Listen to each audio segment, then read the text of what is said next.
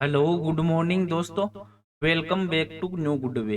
आज दोस्तों 30 जनवरी 2023 और 30 जनवरी 2023 से संबंधित जो भी डेली करंट अफेयर्स के जो क्वेश्चन बनते हैं इन्हें हम आज डिटेल से डिस्कस करेंगे। तो 30 जनवरी को कौन सा दिवस मनाया जाता है? तो 30 जनवरी को शहीद दिवस के रूप में मनाया जाता है और 30 जनवरी को महात्मा गांधी की याद में और भारत के 3 क्रांतिकारियों के बलिदान की याद में हर वर्ष वो शहीद दिवस के रूप में मनाया जाता है। 30 जनवरी 1948 को जो राष्ट्रपिता की हत्या वो की गई थी और 23 मार्च को तीन को जो देश के भगत थे, भगत सिंह, शिवराज और राजगुरु और सुखदेव को थापर नाम के वीरों को अंग्रेजों ने फांसी पर लटका दिया गया था और इसी को मद्देनजर रखते हुए 30 जनवरी को शहीद दिवस के रूप में मनाया जाता है। और आज के वीडियो की आपको पीडीएफ चाहिए तो आप हमारे जो टेलीग्राम ग्रुप है वहां से वीडियो की पीडीएफ है वो प्राप्त कर सकते हैं और लास्ट में आपको क्वेश्चन भी दिया जाएगा जिसका आंसर है वो आपको कमेंट बॉक्स में लिखना है। तो चलिए दोस्तों स्टार्ट करते हैं क्वेश्चन नंबर 1 से। और आज का वीडियो आपको अच्छा लगे तो चैनल को सब्सक्राइब और इसका बेल आइकन है जरूर प्रेस करें ताकि डेली के जो वीडियो अपलोड कर रहा हूं मैं उनका नोटिफिकेशन है वो आपको मिलता रहे। क्वेश्चन नंबर 1 है कि तीसरा वार्षिक ऑरेंज फेस्टिवल 2023 है ये किस शहर में मनाया गया है? तो आंसर दोस्तों कोहिमा में मनाया गया है। तो कोहिमा जिला है उसमें जैविक संतरे की फसल को चिन्हित करने के लिए नागालैंड के रसोमा जो गांव है उसमें 2 दिन का जो ऑरेंज फेस्टिवल है इसका जो तीसरा संस्करण है ये आयोजित वो किया गया था। और संतरा उत्सव है 24 से 25 जनवरी 2023 के बीच में आयोजित किया गया था और संतरा उत्सव है ये गांव के कटे हुए संतरे को प्रदर्शित करने के लिए आयोजित वो किया जाता है। अभी जो ऑरेंज फेस्टिवल है इसके प्रमुख बिंदु हैं इनके बारे में देख लेते हैं कि ऑरेंज फेस्टिवल का उद्घाटन है वो नागालैंड में ग्रामीण विकास विभाग के अतिरिक्त निदेशक के निम्बू जो रेसोक है इन्होंने किया था। और रसोमा गांव की राज्य की जो राजधानी से लगभग 8 किलोमीटर की दूरी पर ये स्थित है और शुद्ध जैविक संतरे की खेती वो करता है। और के नींबू जो रेसोक है इन्होंने बताया कि जलवायु परिस्थितियों में बदलाव के कारण इस वर्ष संतरे की फसल है वो कम हुई है और रसोवा गांव में उपजाऊ मिट्टी से समृद्ध और यह संतरे की खेती के लिए सबसे अच्छा है। और 50 परिवारों के स्वामित्व वाली जो लगभग 70 हेक्टेयर भूमि का उपयोग है वो जैविक संतरे की खेती के लिए किया जा रहा है। और गांव की जो वार्षिक आय है वो 40 लाख से अधिक है और संतरे में एक पेड़ पर 4,000 से लेकर 5,000 तक फल वो उगते हैं। और संतरे की खेती एक आसान उद्यम नहीं है और इसके लिए बहुत ही मेहनत और समर्पण की आवश्यकता वो होती है। अब जो नागालैंड राज्य है तो नागालैंड राज्य भारत का उत्तर पूर्वी राज्य है जिसको आप मैप में देख सकते हैं। और इसकी जो पड़ोसी राज्य हैं जैसे असम है, अरुणाचल प्रदेश है और इस नागालैंड के पूर्व में बर्मा और दक्षिण में मणिपुर है। और नागालैंड के मुख्यमंत्री हैं नेफियू रियो और राज्यपाल है जगदीश मुखी। और नागालैंड की जो टोटल जिले हैं उसमें है 12 और नागालैंड की स्थापना वो 1 दिसंबर 1963 को हुई थी और नागालैंड की राजधानी है कोहिमा। नेक्स्ट क्वेश्चन है क्वेश्चन नंबर 2 कि पेप्सिको फाउंडेशन और केयर ने कौन सा कार्यक्रम है वो शुरू किया है? तो आंसर दोस्तों सी फीड्स द वर्ल्ड ये कार्यक्रम है वो शुरू किया गया। और पेप्सिको और केयर है इन्होंने भारत में सी फीड्स द वर्ल्ड ये कार्यक्रम शुरू किया और ये कार्यक्रम कृषि क्षेत्र में महिलाओं को सशक्त बनाने के लिए किया गया है जो मुख्य रूप से छोटे पैमाने की महिलाओं इस प्रोडक्ट पर केंद्रित होगा। और विकासशील देशों में सभी कृषि श्रमिकों में महिला लगभग आधी है और पुरुषों की तुलना में प्रति सप्ताह वो 13 घंटे का अधिक कार्य वो भी करती है। अब इसके जो प्रमुख बिंदु है इस प्रोजेक्ट के इसके बारे में देख लेते हैं कि ये कार्यक्रम के प्रमुख उद्देश्यों में फसल की उपज को बढ़ाना है, बीपीएल परिवार की महिलाओं की आय में वृद्धि करना और स्वस्थ और संतुलित आहार तक पहुंच सुनिश्चित करने के लिए साथ ही सतत कृषि पर महिलाओं को प्रशिक्षण भी प्रदान करना है। और ये कार्यक्रम है वो कृषि क्षेत्र में लैंगिक असमानता को कम करने और देश में कृषि परिवारों को एक स्थिर आय प्राप्त करने में मदद करेगा जो साथ में ही सतत कृषि पर महिलाओं को प्रशिक्षण प्रदान भी करेगा। और प्रारंभ में इस कार्यक्रम को पश्चिम बंगाल के जो कूच बिहार जिले और अलीपुर जो द्वार जिले में लागू किया जाएगा।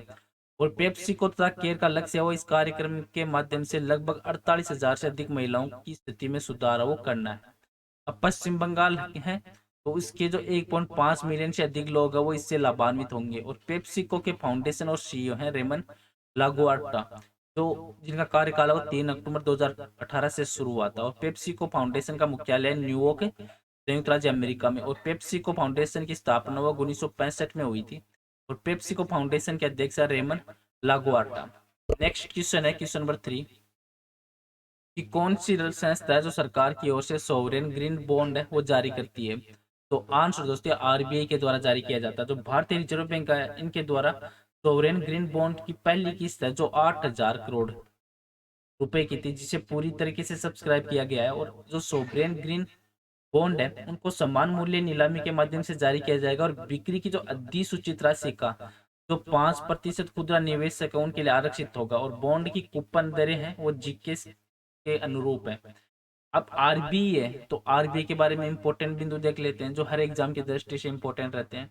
कि भारतीय रिजर्व बैंक की स्थापना 1 अप्रैल 1935 को हुई थी, और आरबीआई का राष्ट्रीयकरण है वो 1 जनवरी 1949 को किया गया था। और आरबीआई के गवर्नर है वो उनका कार्यकाल 3 वर्षों का होता है, और 1 रुपए के नोट पर वित्त सचिव के हस्ताक्षर होते हैं। और आरबीआई के केंद्रीय कार्यालय में आरबीआई गवर्नर बैठता है। और आरबीआई की स्थापना वो भारतीय रिजर्व बैंक अधिनियम 1934 के तहत जो अधिनियम के प्रावधान उनके अनुसार हुई थी। और आरबीआई के गवर्नर मनमोहन सिंह जो भारत के प्रधानमंत्री और वित्त मंत्री भी रह चुके हैं। और आरबीआई ने आरटीजीएस सेवा को 24/7 बहाल कर दिया है। और आरटीजीएस का पूर्ण रूप है real time gross settlement. Next question है क्वेश्चन नंबर 4। राष्ट्रीय पर्यटन दिवस 2023 है वह किस राज्य में मनाया जाता है? तो आंसर दोस्तों तेलंगाना राज्य में मनाया गया है। तो राष्ट्रीय पर्यटन दिवस है वह हर साल 25 जनवरी को मनाया जाता है, और ये पूरे देश में मनाया जाता है। पर्यटन मंत्रालय है वो पर्यटन के महत्व और अर्थव्यवस्था पर जो इसके प्रभाव के बारे में जागरूकता फैलाने के लिए राष्ट्रीय पर्यटन दिवस के रूप में मनाया जाता है। और इस साल तेलंगाना के जो पोचमपल्ली गांव में राष्ट्रीय पर्यटन दिवस है वो मनाया गया है। और जनवरी मंथ है तो जनवरी मंथ में निम्न इंपॉर्टेंट दिवस मनाए जाते हैं, जैसे 1 जनवरी को वैश्विक परिवार दिवस, 4 जनवरी को विश्व ब्रेल दिवस, 6 जनवरी को युद्ध अनाथों का विश्व दिवस, 9 जनवरी को प्रवासी भारतीय दिवस, 10 जनवरी को विश्व हिंदी दिवस, 11 जनवरी को लाल बहादुर शास्त्री की पुण्यतिथि, 12 जनवरी को राष्ट्रीय युवा दिवस, 15 जनवरी को भारतीय सेना दिवस, 23 जनवरी को नेताजी सुभाष चंद्र बोस की जयंती, 24 जनवरी को राष्ट्रीय बालिका दिवस, और 25 जनवरी है तो 25 जनवरी को राष्ट्रीय मतदाता दिवस के रूप में, 25 जनवरी को राष्ट्रीय पर्यटन दिवस, 26 जनवरी को गणतंत्र दिवस, 28 जनवरी को लाला लाजपत राय की जयंती के रूप में मनाया जाता है। नेक्स्ट क्वेश्चन है क्वेश्चन नंबर 5 कि किसने मध्य रेलवे के नए महाप्रबंधक के रूप में कार्यभार वो संभाला है? तो आंसर दोस्तों नरेश लालवानी ने ये पदभार वो संभाला है। जो नरेश लालवानी है इन्होंने मध्य रेलवे के नए महाप्रबंधक के रूप में अपना कार्यभार है वो ग्रहण किया, और इन्होंने पश्चिम रेलवे के महाप्रबंधक अशोक कुमार मिश्रा का स्थान लिया है जो मध्य रेलवे का अतिरिक्त प्रभार भी संभाल रहे हैं। और ये 1985 बैच के भारतीय रेलवे इंजीनियरिंग सेवा के एक वरिष्ठ अधिकारी भी हैं। वो लालवानी को निर्माण और ओपन लाइन के परिचालन दोनों में गहन अनुभव भी प्राप्त हुए। और हाल में जो नियुक्तियां हुई है उनके बारे में देख लेते हैं कि सुरेंद्र चावला वो पेटीएम पेमेंट के एमडी और सीईओ बने हैं। और विक्रम देवदत्त है वो डीजीसीए के अगले महानिदेशक होंगे। और प्रवीण कुमार श्रीवास्तव को अंतरिम केंद्रीय सतर्कता आयुक्त और नियुक्त किया गया है। और सूर्योदय स्मॉल फाइनेंस बैंक में सीईओ पद पर भास्कर बाबू की फिर से नियुक्ति की गई है।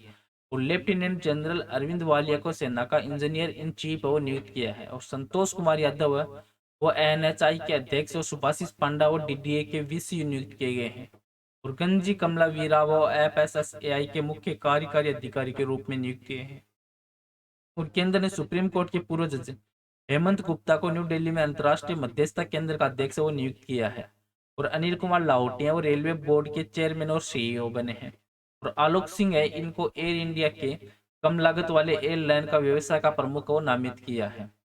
नेक्स्ट क्वेश्चन है क्वेश्चन नंबर 6 कि आधार, UPI, digi locker, CoWIN, GeM और जीएसटीएन है जैसे डिजिटल समाधानों का समूह का नाम क्या है? तो आंसर दोस्तों इंडिया स्टेक वो इसका नाम है। तो इंडिया स्टेक आधार है जो UPI, digi locker, CoWIN, GeM, जो जीएसटीएन है इन जैसे डिजिटल समाधान का एक बहुस्तरीय समूह है जिसने भारत में डिजिटल परिवर्तन में अपनी महत्वपूर्ण भूमिका वो निभाई है। और पूरी दुनिया में भारत के जो डिजिटल सम्मान को व्यापक रूप से अपनाने के और सुनिश्चित करने के लिए पहली इंडिया स्टेक डेवलपर कॉन्फ्रेंस है वो दिल्ली में आयोजित वो की गई है दिल्ली में। और वर्ल्ड गवर्नमेंट समिट 2023 में इंडिया स्टेक फोक्स में जो क्षेत्र में इसे एक होगा जो अगले महीने में अबू धाबी में आयोजित वो किया जाएगा। नेक्स्ट क्वेश्चन है क्वेश्चन नंबर 7 कि किस राज्य ने नाबालिग लड़कियों से शादी करने वाले पुरुषों को कठोर कानूनों के तहत कारावास की सजा देने की घोषणा वो की है? तो आंसर दोस्तों असम राज्य सरकार के द्वारा। तो असम कैबिनेट है इन्होंने उन पुरुष या पर मामला दर्ज करने का फैसला किया है जो नाबालिग लड़कियों से शादी करते हैं और उन पर 2 साल से लेकर आजीवन जो कारावास है, आजीवन कारावास तक के बड़े कानून का प्रावधान इसमें रखा गया है। और असम के जो प्रेजेंट है मुख्यमंत्री हैं हिमंत बिस्वा शर्मा, इन्होंने असम में जो औसतन 31.8% लड़कियों की शादी और कम उम्र में हो जाती है और उनमें से 11.7% बेशकता से पहले ही अपनी जो गर्भाशय वो धारण करती है या मां बन जाती है, जो राष्ट्रीय औसत से अधिक है। अब असम राज्य है, तो असम राज्य उत्तर पूर्वी भारत में स्थित एक राज्य है जिसको आप मैप में देख सकते हैं और इसके पड़ोस में है भूटान और बांग्लादेश है। और पड़ोसी जो राज्य हैं जैसे अरुणाचल प्रदेश, नागालैंड, मणिपुर, मिजोरम, मेघालय, त्रिपुरा, पश्चिम बंगाल है। और प्रेजेंट है मुख्यमंत्री हिमंत बिस्वा शर्मा और राज्यपाल है जगदीश मुखी। और असम में टोटल जिले हैं 35 और असम को राज्य का दर्जा दिया गया था 26 जनवरी 1950 को और असम की राजधानी है दिसपुर।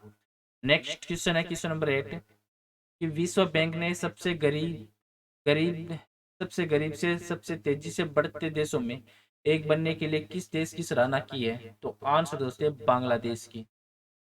जो वर्ल्ड बैंक है और इस सॉरी जो वर्ल्ड बैंक के प्रबंधक निदेशक हैं वेन टोटन्सबर्ग, इन्होंने दुनिया की सबसे बड़ी विकास कहानियों में से एक के रूप में बांग्लादेश की सराहना की और देश अपनी स्थापना के समय से सबसे गरीब देशों में से एक है और एक से दुनिया में सबसे तेजी से बढ़ते देशों में से एक बन चुका है। और 2000 के बाद देश में प्रतिशत की औसत आर्थिक वृद्धि में लाखों लोगों को गरीबी से बाहर निकाला और ये 1972 में गरीबी की स्थिति में सुधार हुआ था और 2015 में एक निम्न मध्यम आय वाला देश बन गया था और एक उच्चतम मध्यम आय वाला देश बनने की राह पर भी है। अब बांग्लादेश है, तो बांग्लादेश दक्षिण एशिया का एक राष्ट्र है जिसको आप मैप में देख सकते हैं और इसकी जो सीमाएं हैं वो भारत और म्यांमार देशों से लगती है और दक्षिण में इसके बंगाल की खाड़ी है और यहाँ की राजधानी है ढाका और यहाँ के प्रधानमंत्री हैं शेख हसीना और राष्ट्रपति हैं अब्दुल हमीद और बांग्लादेश के अध्यक्ष हैं शिरीन शर्मिन चौधरी और यहाँ की मुद्रा है टका।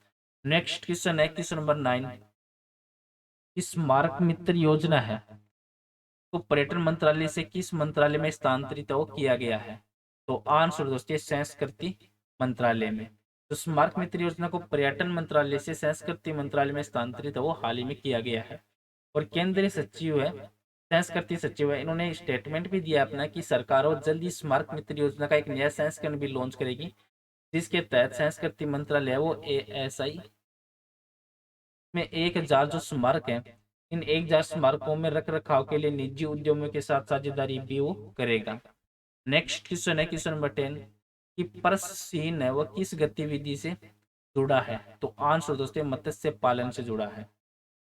तो पर्ससीन फिशिंग है वो एक ऐसी विधि है जिसमें एक वेसल से जुड़े एक ऊर्ध्वाधर जाल के द्वारा खुले पानी में मछली के घने समूह को पकड़ा जाता है और सुप्रीम कोर्ट ने एक शर्त के रूप में इसे तमिलनाडु राज्य के क्षेत्रीय जल से परे पर्ससीन फिशिंग की अनुमति प्रदान की है।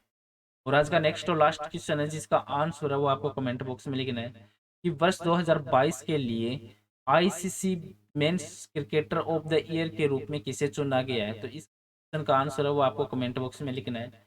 और पीछे के वीडियो में भी आपको क्वेश्चन दिया था कि पहला भारत स्टेक डेवलपर सम्मेलन है ये किस राज्य में आयोजित वो किया जाएगा? तो इसका राइट आंसर था ऑप्शन नंबर डी, दिल्ली राज्य में। तो पहला भारत स्टेक डेवलपर है ये दिल्ली में 25 जनवरी 2023 है, यहाँ उसमें आयोजित किया गया था। और सम्मेलन है वो भारत के डिजिटल सामान की वैश्विक जो स्वीकृति उसको बढ़ाने के लिए रणनीति और तकनीकियों उन पर ध्यान केंद्रित करने के लिए किया गया था। चलो दोस्तों आज का वीडियो है वो यहीं पे समाप्त करता हूँ। वीडियो आपको अच्छा लगे तो चैनल को सब्सक्राइब और शेयर जरूर करें। Thank you all of you.